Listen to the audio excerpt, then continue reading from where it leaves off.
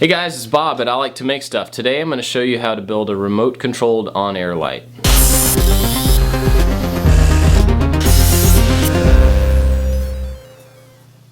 So I started out with some magnetic fridge letters just from Target. They're super cheap. I took the magnets out so that they wouldn't jump together while I was working with them. I drew a baseline on a piece of wood just to make sure that they were all in line and evenly spaced. And I used some super glue just to glue them down. Now if you haven't watched the vacuum form video, be sure to click this link, watch that video to see how this is made, because you're going to use the vacuum former to make a form over these letters.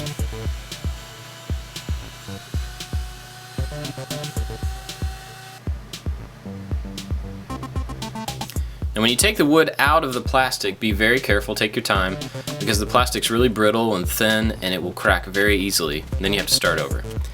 I used a utility knife to score the back side of it, because all you want is the face with the letters on it. You don't care about any of the rest of the plastic. Score it until it starts to separate, and then use the knife just to trim it out.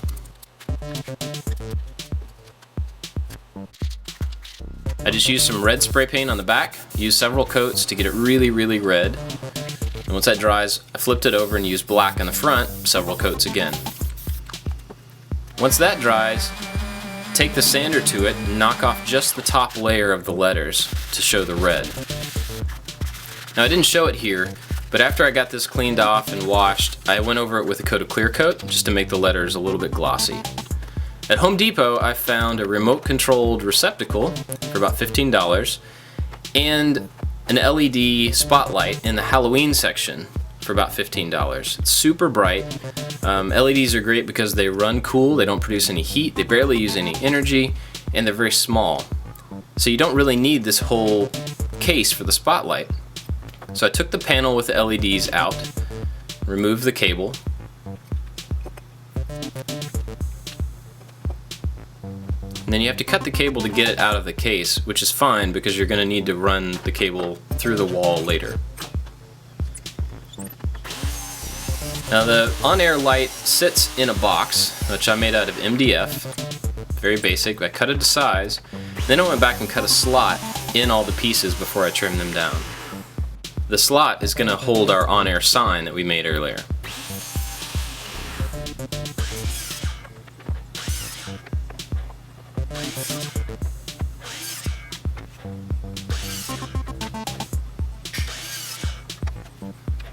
I decided to miter cut these so that you wouldn't have any exposed ends. The MDF doesn't always look great when you see an exposed end.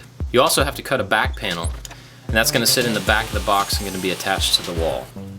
Using some black spray paint, I just went over it with a few coats to make the box black.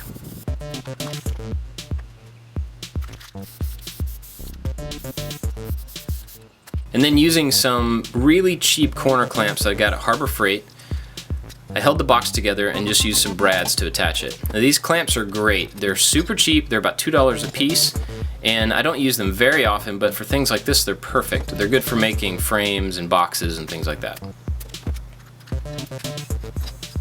Slide the sign into the little slot and then add the top, and your box is pretty much done. Now you need to drill a hole in the back plate, and that's where the wire is going to come through the wall and into the box. That's going to feed your electricity to the light. I did a couple of holes down through the top so that we can later attach the box to the back plate.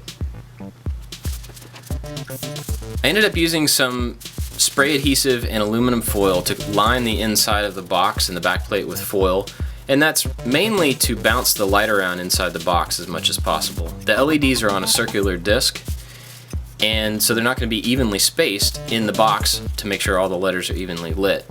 I figured that aluminum foil would bounce the light around and try to help that a little bit. Now just attach the LEDs to the back plate using the same screws that were in the light itself. Drill the hole in the wall in the center of my door, and then just screw the back plate on.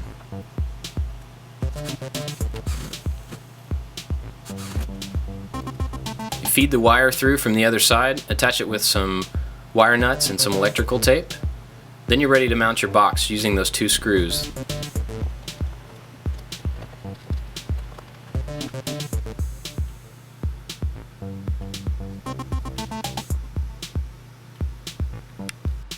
That's it, guys.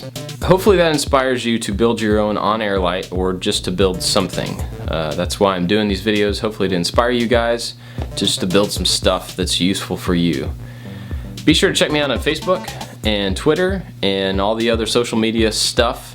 And don't forget to subscribe for some more videos that are on their way. And please go to ILikeToMakeStuff.com. That's my blog. There's a lot of how-tos and a lot of articles there, and I try to post about every 2 weeks to keep it updated, so there's always some new stuff there. Thanks for watching, guys. See you next time.